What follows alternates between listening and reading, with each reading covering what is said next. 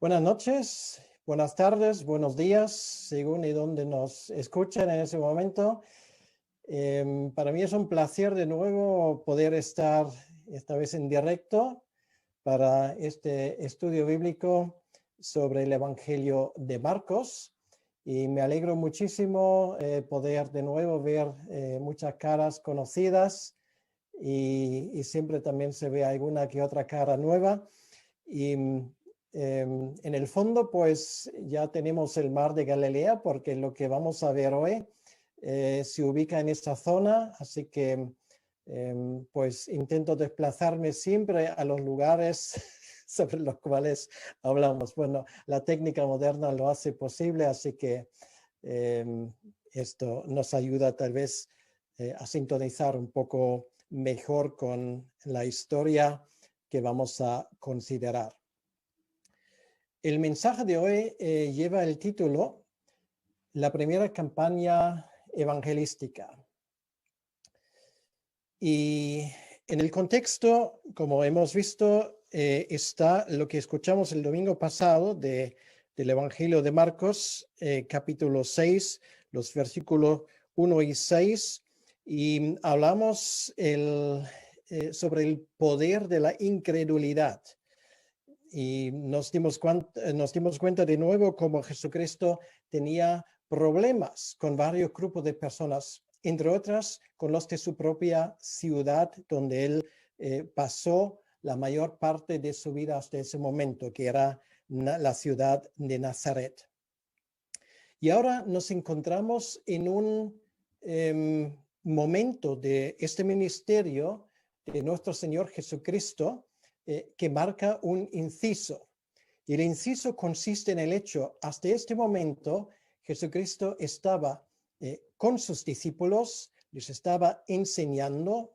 Por ejemplo, vimos cómo él les explicó principios del reino de Dios que se reflejan en las parábolas que él contó. También vimos cómo ellos le acompañaron, por ejemplo, en ese cruce famoso sobre el mar de Galilea, cuando de repente pues, se levantó una tempestad tremenda. También le acompañaron en ese incidente en Gadara, donde estaba el endemoniado, o mejor dicho, los dos. Todo esto lo vivieron juntos. Y tal vez os acordáis que en su momento también hicimos hincapié en el hecho de que cuando Jesús llamó a sus 12 discípulos, los llamó para estar con él, ¿vale? Esto es algo que enfatizamos en este episodio, en el capítulo 4. Les llamó para que estuviesen con él. Esto es lo que Marcos nos cuenta. Pero ahora viene el momento de que ellos salen del nido. Y digo salen del nido, ¿por qué? Bueno, porque yo no soy zoólogo, pero bueno, me interesan muchas cosas, entre otras, lo que me interesa mucho son documentales sobre animales. Es que casi todas las semanas pues veo alguno, porque los animales nos pueden enseñar muchas lecciones, para bien o para mal. Entonces, una de las cosas que me impresionan son las águilas, ¿vale? Las águilas tienen unas capacidades tremendas de vuelo. Bueno, eso lo sabemos todo.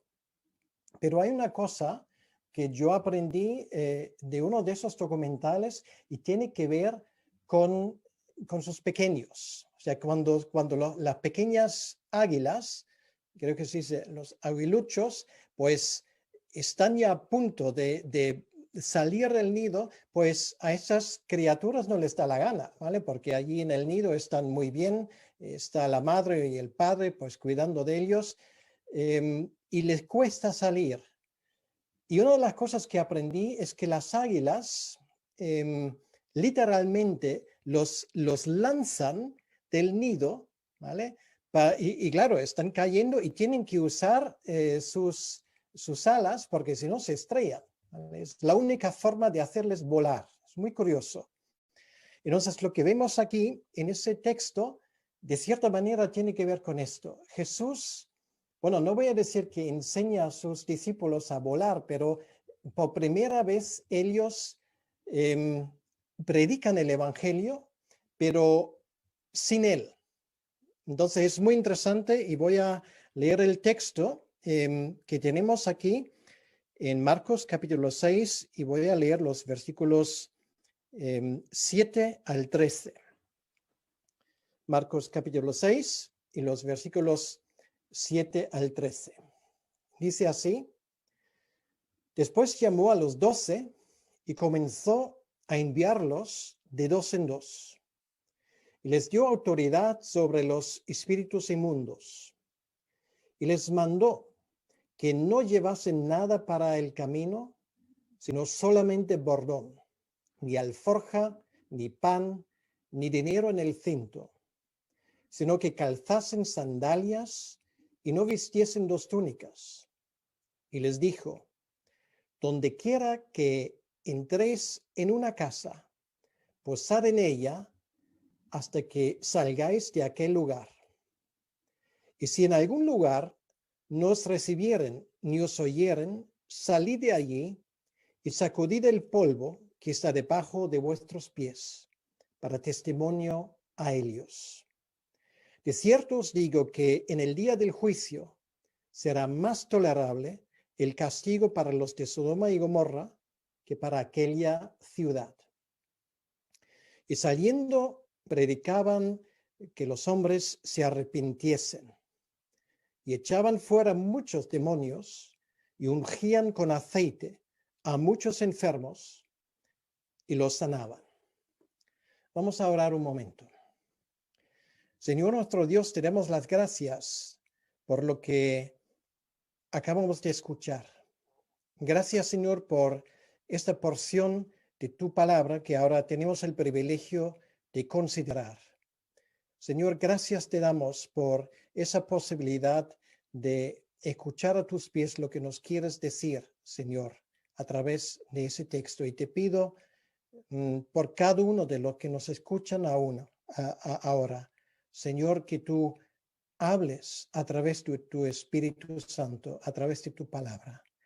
Y te pido, Señor, por mí, que yo pueda explicar esa palabra con tu ayuda, Señor, y cualquier cosa que no esté bien explicado o que no viene a cuenta, Señor, te pido que tú lo borres de la memoria de aquello que nos ven ahora.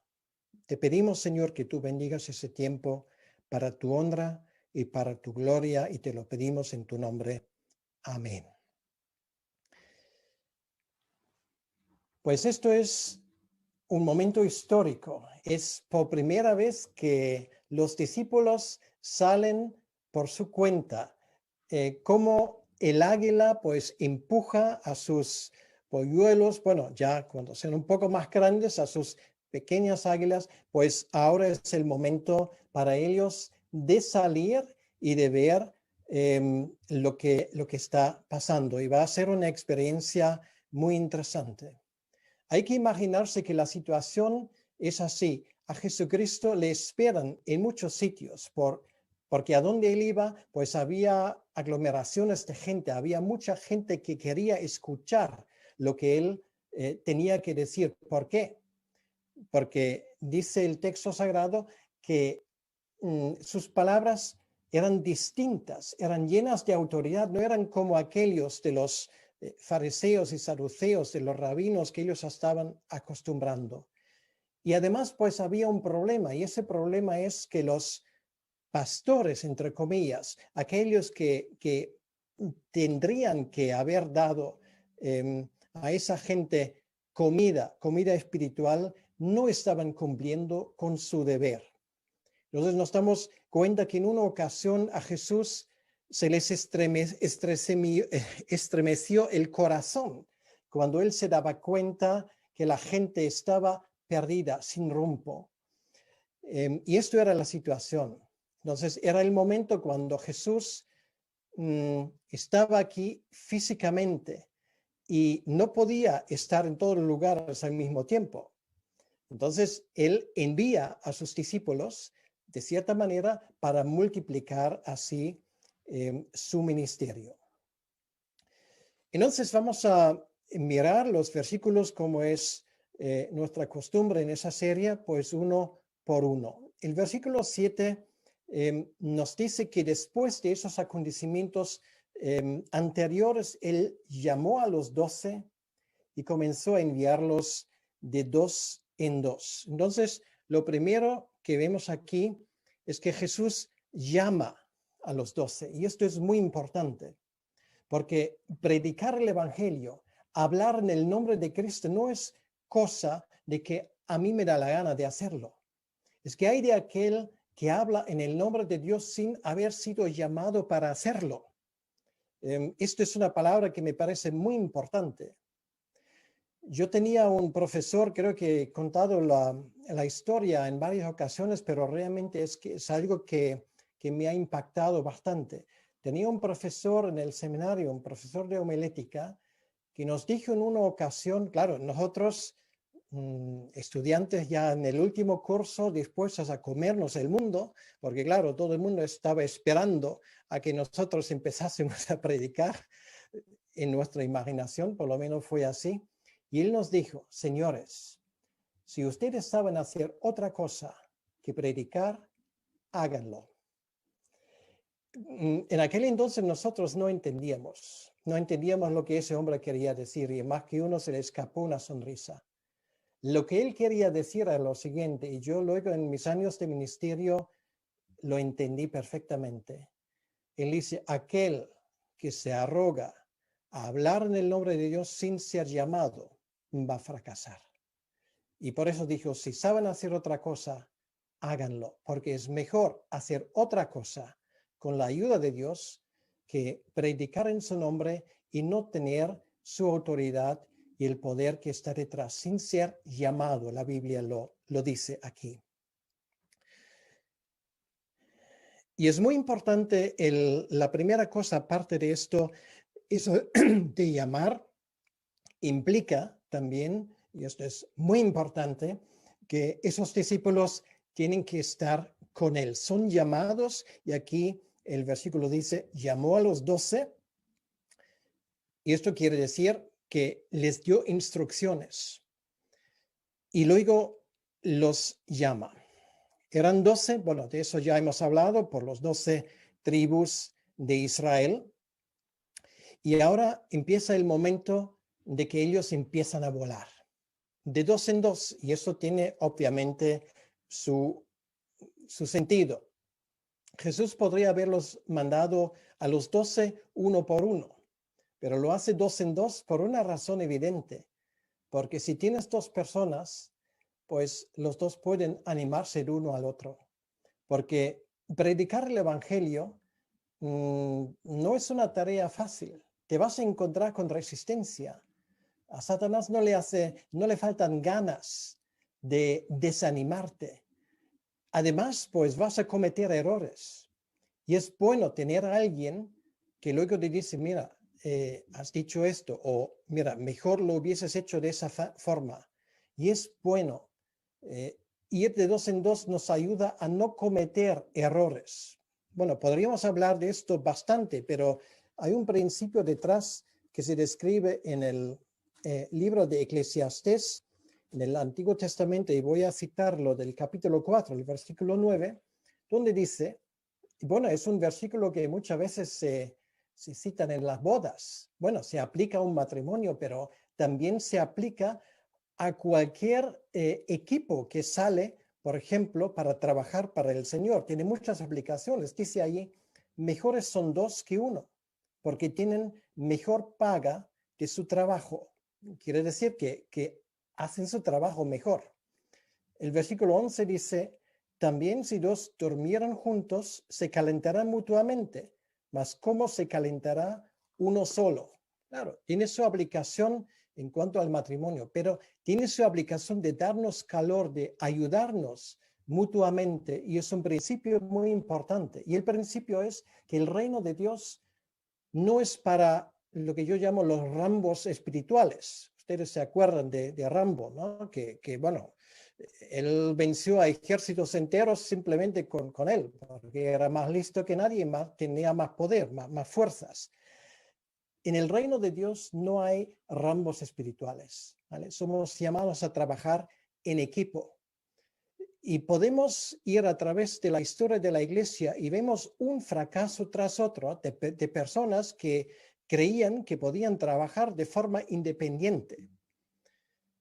Bueno, la versión, lo he dicho también muchas veces, en castellano sería la de Juan Palomo. Yo me lo quiso, yo me lo como. Yo necesito a nadie que me aconseje porque, claro, todos lo sé yo. Entonces, esto es algo que hay que evitarlo y me parece que ese versículo nos enseña ese principio muy importante. Lo vemos, por cierto, también en el libro de los Hechos. Pablo nunca trabajó solo, ¿vale? Siempre tenía alguien. Si no era Bernabé, era Silas. Si no era Silas, era Timoteo. A veces Silas y Timoteo. A veces tenía todo un equipo alrededor. Pero nunca le vemos a Pablo solo. Bueno, salvo en la cárcel, cuando no tenía esa opción. Pero cuando podía escogerlo, siempre había alguien con él. Bien, entonces, la pregunta aquí es, para cada uno de nosotros, saliendo de ese versículo 7, ¿has escuchado el llamado del Señor? Doy por hecho de que todos los que nos escuchan ahora han recibido un llamado del Señor cuando Él te llamó a seguirle. Pero también puede haber otro tipo de llamado, un llamado para una tarea específica. Y no digas que ya soy demasiado viejo o que no puedo hablar. Bueno, eso era el argumento de Moisés. O tengo mi trabajo que hacer.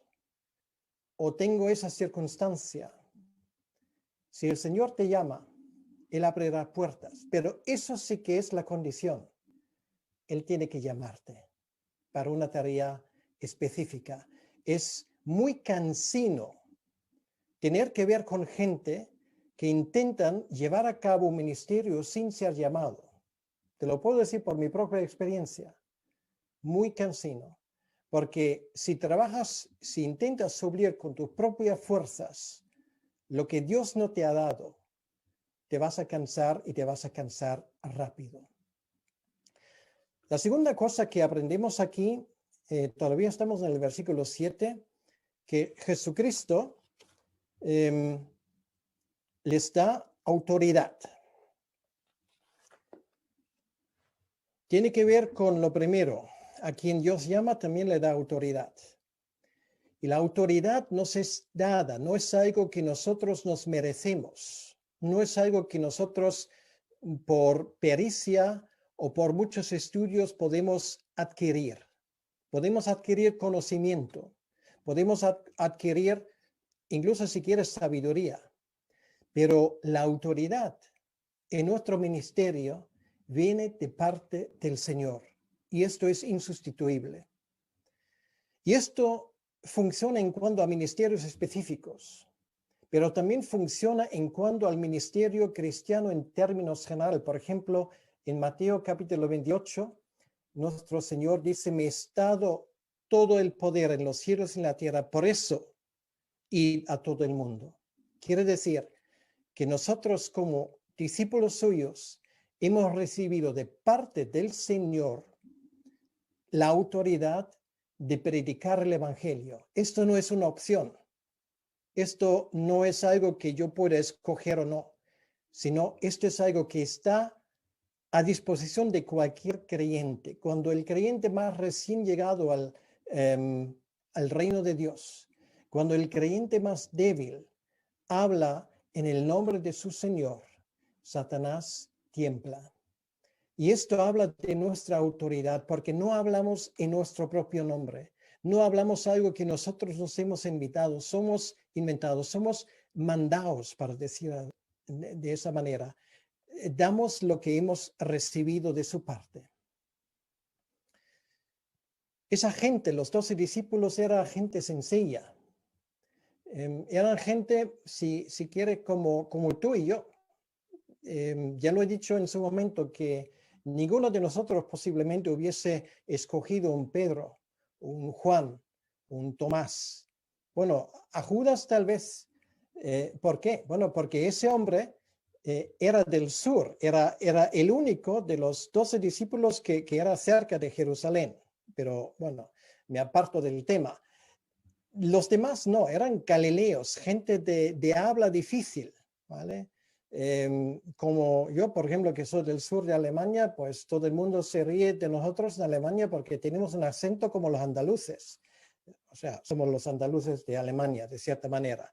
Entonces, esa gente normalmente no sale en la política, porque cuando aparece un político en la pantalla que tiene mi acento, la gente empieza a reírse, ¿vale? Pues esa gente eran galileos, eran así, gente indocta. Lo vemos en el libro de los Hechos, cuando dicen de Pedro, pero esa gente no tiene estudios. O sea, ¿de dónde vienen? ¿Cómo se atreven a hablar en el nombre de Cristo? Bueno, aquí tenemos la razón, porque aquí dice, les dio autoridad. Bueno, aquí en la segunda parte dice, sobre los espíritus inmundos. Bueno, esto él nombra una cosa porque incluye todo, porque esto era lo más evidente. Si los espíritus inmundos van pitando y salen corriendo, entonces, bueno, es una señal realmente de que esa gente tiene la autoridad de Dios.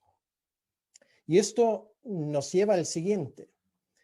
Lo siguiente es, ni por un momento, cuando estamos en este ministerio de proclamar el mensaje de Dios, ni por un momento se nos debe de ocurrir temerle a Satanás y a sus huestes. Los vamos a tener enfrente siempre. No hay ministerio sin oposición.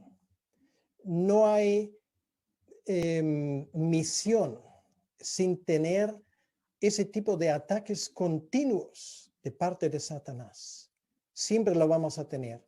Pero ese texto dice que tenemos autoridad sobre los huestes del maligno, sobre los espíritus inmundos. Hay un versículo que me encanta y que para mí personalmente ha sido clave y central en muchas ocasiones. Lo tenemos en Primera de Juan en el capítulo 5 y es el versículo 18.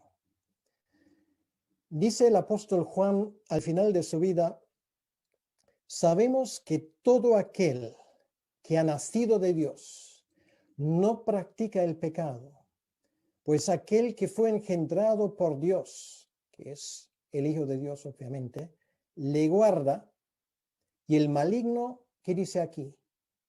No le toca. Punto. Y sobre esto yo confío mi ministerio.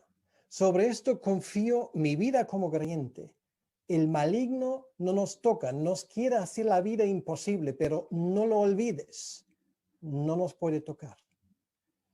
Y esto nos ayuda también en momentos de dificultades, en momentos de estrés espiritual, en momentos de oposición, saber que nos puede pasar de todo, pero hay un límite. El maligno no nos toca.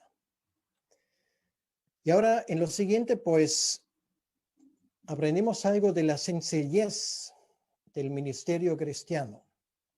Bueno, en el contexto inmediato, Jesús les da indicaciones en cuanto a su viaje y tienen que viajar con bagaje ligero.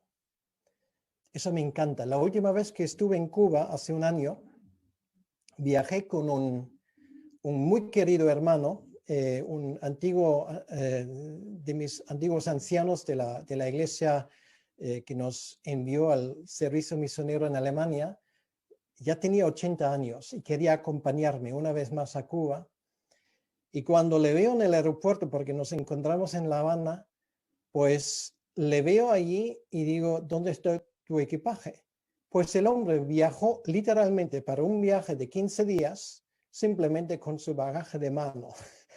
Yo tenía que pensar en este versículo. No se complicó la vida, ¿vale? Para nada. Para mí era un gran ejemplo. Entre otras cosas, porque cada vez que estoy en la aduana en La Habana, pues tardo medio día en sacar todas las maletas de la cinta, que también allí tengo cosas para regalar, pero en fin, mejor viajar ligero, desde luego, es una inmensa ventaja. simplificar en vez de complicar. Aquí dice en el versículo 8, les mandó que no llevasen nada para el camino, sino solamente bordón.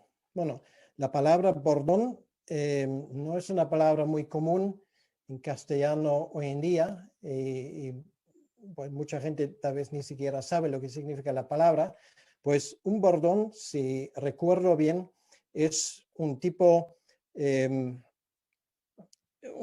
palo de palo para que te ayuda a andar, ¿vale? Entonces esto sí, porque a veces te cansas en el camino y pues tienes esto. Bueno, si veis las películas antiguas de Moisés, pues él siempre tenía uno de estos, ¿vale? Porque si anda por el desierto, por un camino de piedras, pues mejor tener algo así para apoyarte.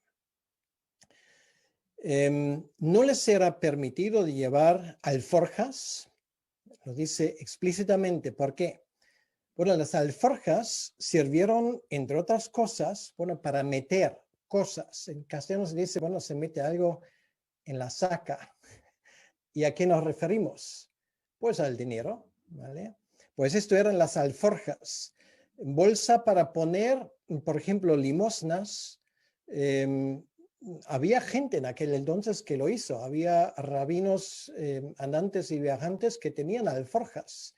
Entonces la gente les daba un dinero, le metieron ahí, ¿vale? O sea, lo que esto quería decir, esto no era el bocadillo, para el bocadillo, esto era para el dinero. Lo que Jesús dice, cuando servís, esto no es con fines de lucro, ¿vale? No es una forma de ganarse la vida en primer lugar. Por eso nos hace falta tener alforjas. Luego, tampoco pan, tampoco dinero. En este caso, en el contexto inmediato, la idea era la siguiente: los discípulos tenían que aprender a viajar con bagaje ligero, a confiar en Dios para su ministerio, para que de una o de otra manera Dios proveyese todo. Y esto me parece un principio excelente.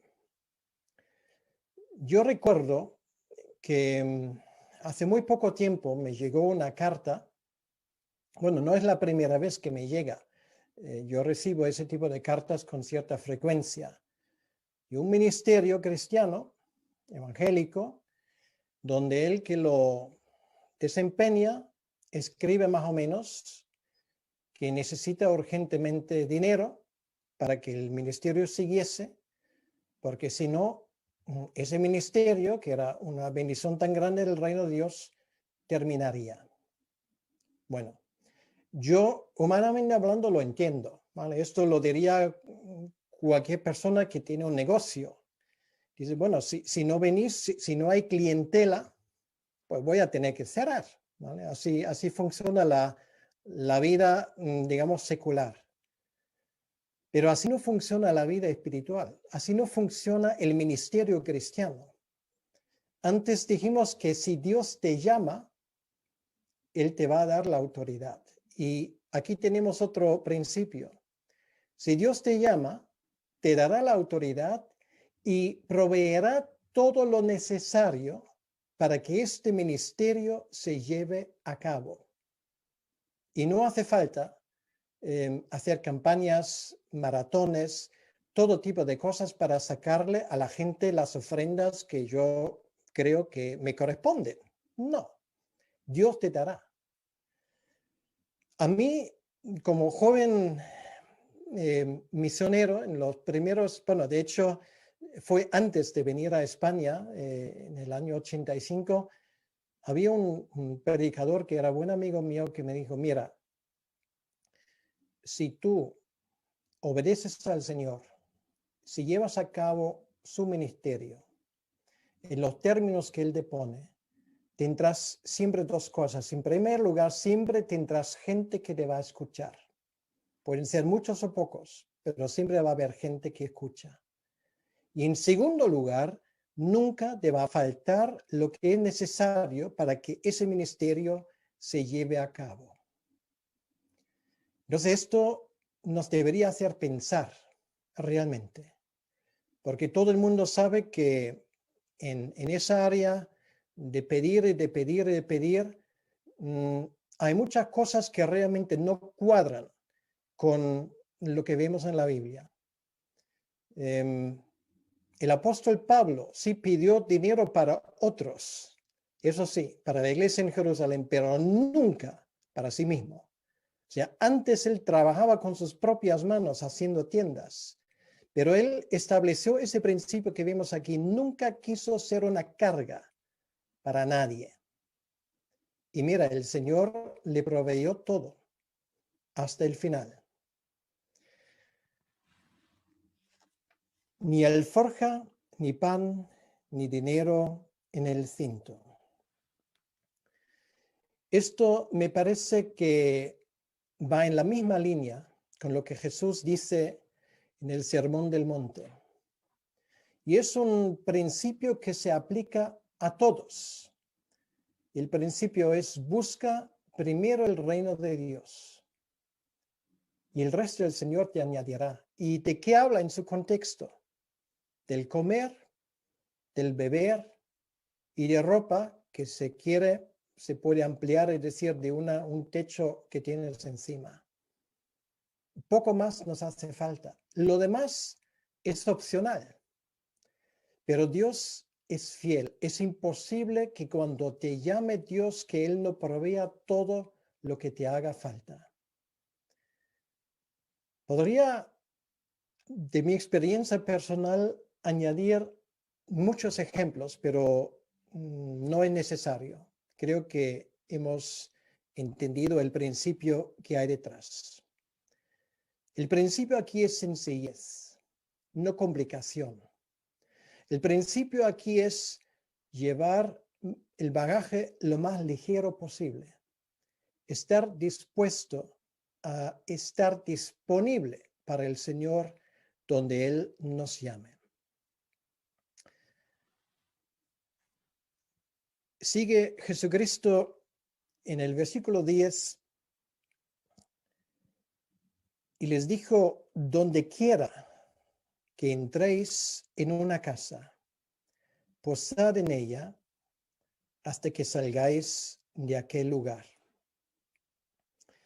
Y si en algún lugar no os recibieran ni os oyeren, salid de allí y sacudid el polvo que está debajo de vuestros pies para testimonio de ellos. De cierto os digo que en el día del juicio será más tolerable el castigo para los de Sodoma y Gomorra que para aquella ciudad.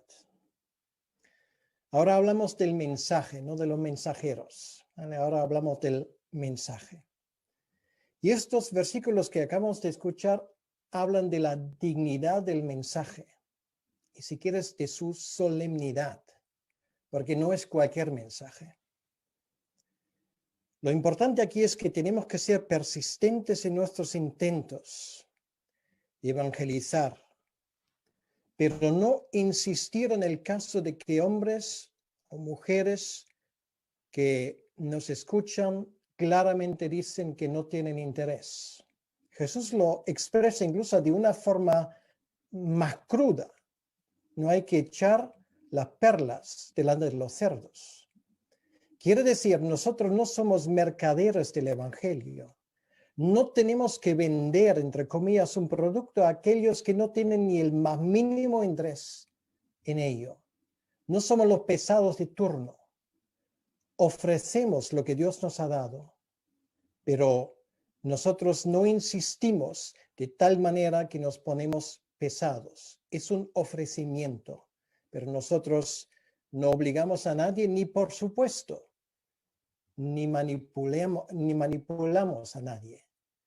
Y esto me parece también muy importante en el tiempo que corre, donde muchas veces se confunde la obra del Espíritu Santo con esas artes de la manipulación que también se puede tener en el mundo nuestro. Aquí dice que es importante de hablar, pero luego también puede venir el momento de sacudir el polvo. Y esto es una señal de juicio. Sí, no nos debe sorprender que hay gente que rechaza el mensaje. De hecho, tenemos que esperarlo. Pablo lo expresa con tanta claridad en su segunda epístola a los Corintios. Lo dice muy claramente. Dice, nosotros predicamos, somos embajadores de Cristo, que tenemos ese mensaje, dejaos reconciliar con Dios. Pero nosotros no vamos a insistir más allá de que la gente nos permite decirles. Aquí hablamos de señal de juicio de Dios. Y eso Pablo en el mismo contexto lo dice en 2 de Corintios. El mensaje de Cristo, cuando se predica, esto sí es, si queremos usar la palabra, un éxito en sí. No es el número de convertidos. No es que yo tengo una iglesia más grande que tú la tienes. No es que yo soy más exitoso en mi forma de predicar. La vara de medir es el mensaje que proclamamos. Y esto Pablo lo dice en ese pasaje de 2 de Corintios capítulo 3. Cuando predicamos el evangelio es olor a muerte para algunos y es olor a vida para otros. Pero en ambos casos, la predicación de la palabra consigue su fin. Somos a veces tan influenciados por ese espíritu mercantil que prevalece en el mundo, que aplicamos los mismos principios a la predicación del evangelio. El éxito no consiste en números o cifras. El éxito consiste en fidelidad. Eso sí. Y cuando evaluamos el ministerio de una persona, no deberíamos evaluar en primer lugar el número de personas que se han convertido, porque esto no es el logro de aquella persona, es siempre el logro del Espíritu Santo. Y evaluamos a veces algo que no es lo nuestro. Lo que deberíamos evaluar es el ministerio de la persona en cuanto al mensaje que proclama. Esto es el tema. Lo he dicho en alguna ocasión, el ministerio de Noé, predicando durante 120 años, convertidos 0. Jeremías, predicando durante una década, llorando a veces, queriendo renunciar a su ministerio, pero no pudiendo, porque él dice que hay algo en mí que no me deja descansar. Convertidos, entre comillas, 0, que sepamos. La gente no le hizo ni caso. De hecho, intentaba acallarle. Y así podríamos seguir y seguir y seguir. El ministerio de los profetas, tanto del Antiguo Testamento como por buena parte también del Nuevo Testamento, no es un ministerio exitoso, entre comillas. Claro, nos gusta mucho citar a los 3,000 convertidos de Pedro y luego a los 5,000 también de Pedro. Pero tampoco hay que olvidar que hay otros que durante años predicaron sin grandes muestras de éxito en el sentido humano. Aquí dice, si en algún lugar nos recibieran y os oyeran, salid de allí y sacudid el polvo. Es señal de juicio. En el contexto se habla de Sodoma y Gomorra. Sodoma y Gomorra tenían a Lot. Y de Lot se dice en la segunda carta de Pedro que era un hombre justo, un hombre que fue perseguido. Igual Lot no era uso la palabra evangelista de película, pero con su vida habrá dado testimonio, porque si no, Pedro no le mencionaría en ese sentido. Pues Lot a veces tiene muy mala prensa, pero yo creo que Lot era más ejemplo de que muchas veces le queremos conceder, pero bueno, no es el tema de ahora. El tema es el siguiente, ellos tenían a Lot, pero en comparación con alguien que predica el evangelio de Jesucristo, no es comparación. O sea, los de Sodoma y Gomorra tienen menos responsabilidad por las cosas que escucharon. Y mira, ahí estaba Abraham, que se metió en sus asuntos en Génesis capítulo 14, cuando recupera a Lot y al botín de los reyes de Sodoma y Gomorra. No hay que olvidarlo, ellos le conocieron. Estamos hablando de Abraham, estamos hablando de Lot. Y el Señor dice, menos responsabilidad tienen ellos que una persona que escucha el evangelio del reino y lo rechaza. Y queridos hermanos, es algo que normalmente en los libros de evangelismo apenas se menciona porque estamos tan fijados en cifras y números. Nunca olvides, ni por un momento, de que el éxito del evangelio es predicarlo y puedes dejar los resultados tranquilamente al Señor. Esto no nos incumbe, no es nuestro asunto. Y tenemos que ser muy claros que cuando predicamos el mensaje, que es un mensaje a vida o muerte, el mensaje del predicador, el mensaje de aquel que comparte el evangelio, el mensaje de aquel que puede ser el más reciente llegado al reino de Dios, es un mensaje que sí tiene olor a vida, pero también tiene olor a muerte. Y hay de aquellos que predican y nunca mencionan también ese tema. El Señor Jesucristo estaba muy claro con lo que dijo. Más tolerable será en el día del juicio para Sodoma y Gomorra que para aquella ciudad, y me atrevo a decir para aquella persona que no recibe el evangelio. Es una cosa muy seria. Y esa seriedad se debe de notar. Nuestra predicación no es una predicación que busca el aplauso. Nuestra predicación no es algo que se rige por las leyes del marketing. Nuestro mensaje no es algo que busca la aprobación del mundo. Y yo lo he dicho muchas veces, en el momento cuando el mundo nos aplaude, tenemos que preguntarnos qué es lo que hemos hecho mal. Realmente de eso se trata. Es un asunto a veces muy serio y creo que hacemos bien en tomarlo en cuenta. Y luego dice aquí en el versículo 12, y saliendo predicaban que los hombres se arrepintiesen. Es que me impresiona cuán escueto la Biblia a veces puede ser.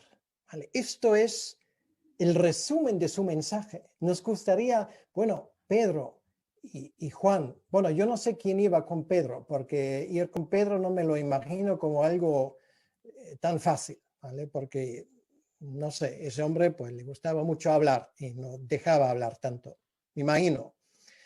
¿Quién iba con Pedro? No lo sé, pero aquellos que iban juntos tenían ese mensaje tan sencillo, que se arrepintiesen. Y eso implica, obviamente, y esto es algo general, es una frase general que leemos aquí, que la gente va en un rumbo equivocado. Pues así es. Esto es algo que todas las personas del mundo que no conocen a Cristo tienen en común. Van en dirección equivocada.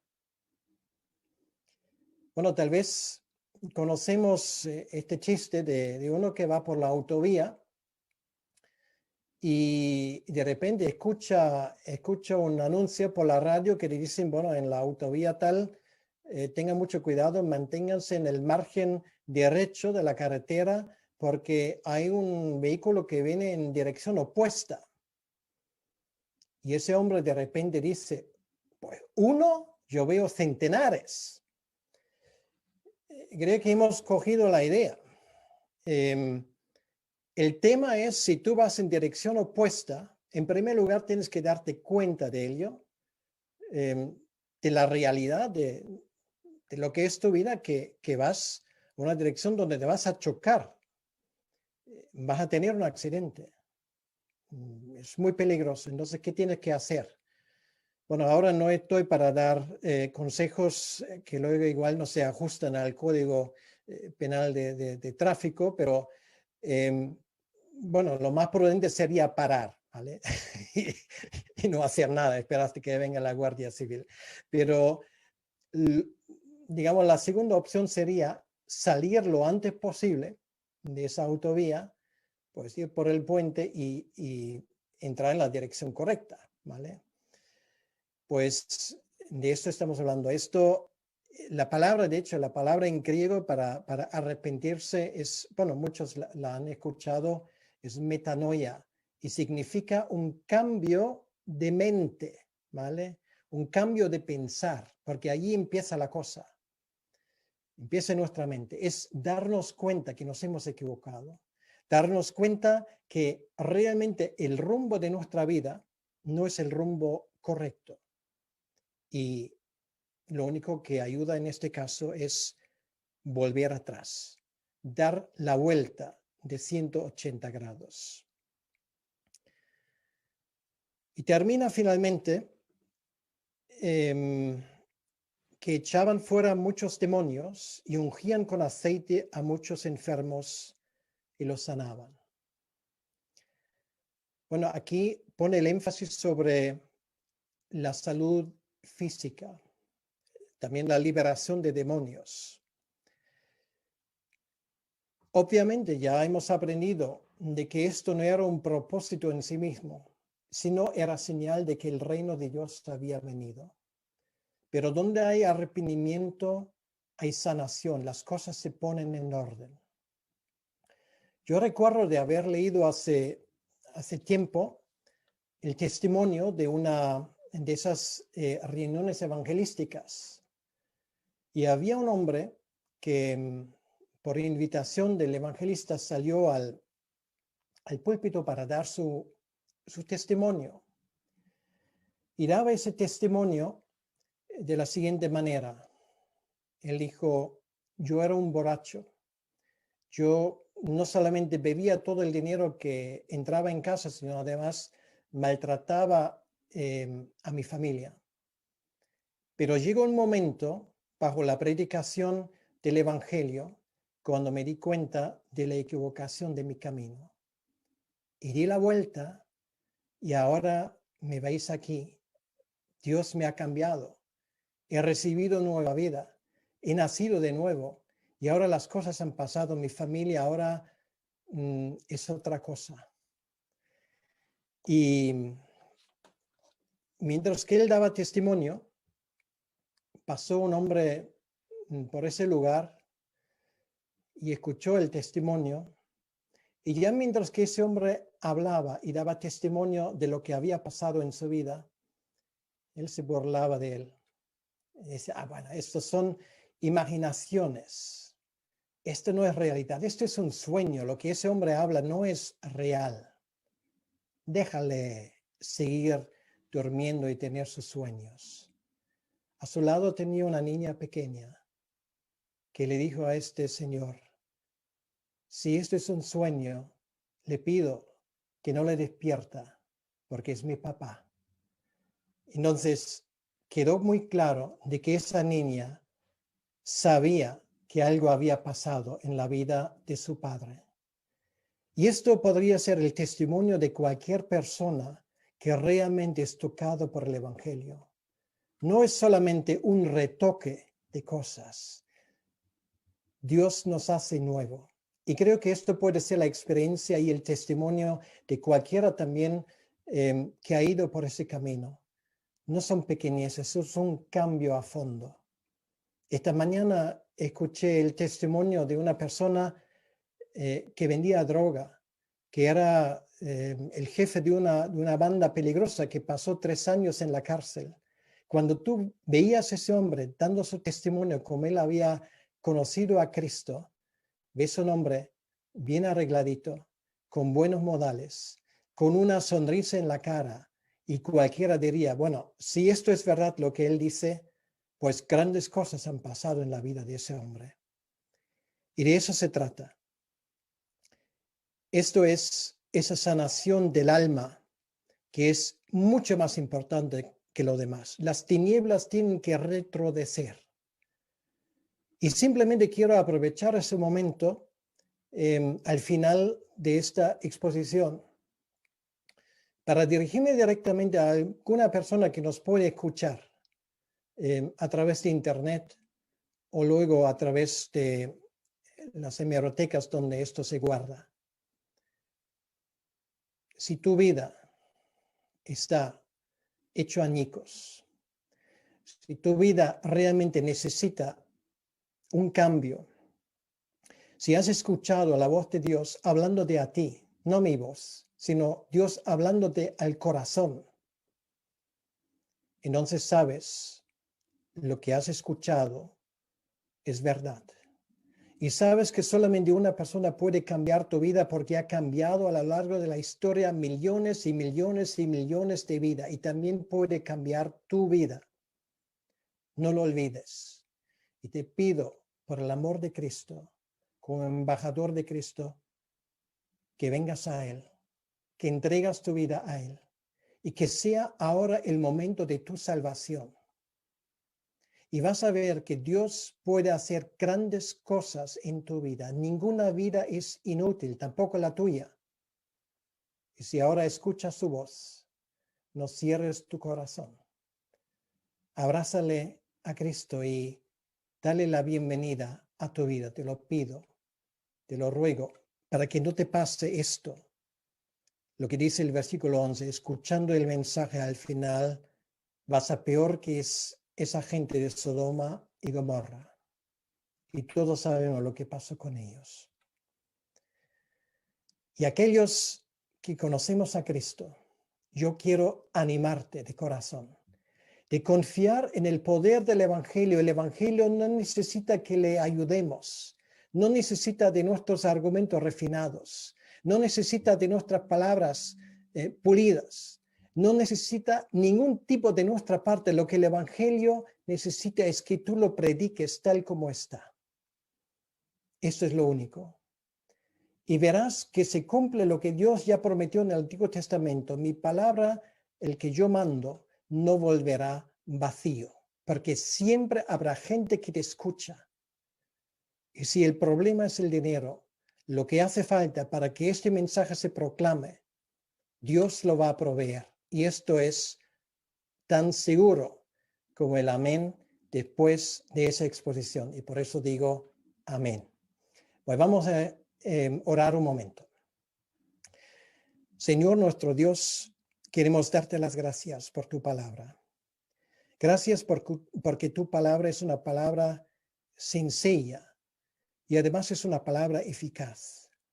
Esa palabra penetra hasta lo más profundo de nuestra alma. Esa palabra es capaz de romper rocas. Esa palabra, esa voz tuya cambia y no nos deja igual. Y yo te pido, Señor, por todo lo que nos escuchan en este momento, o tal vez nos escuchan más tarde, Señor, que tú hagas esa obra a través de tu Espíritu Santo, que sigue siendo el mismo de siempre. Y te damos la gracia, Señor, porque tú eres poderoso y tu evangelio va a vencer. Te lo pedimos, Señor, en tu nombre, para tu honra y para tu gloria. Amén. Que Dios te bendiga.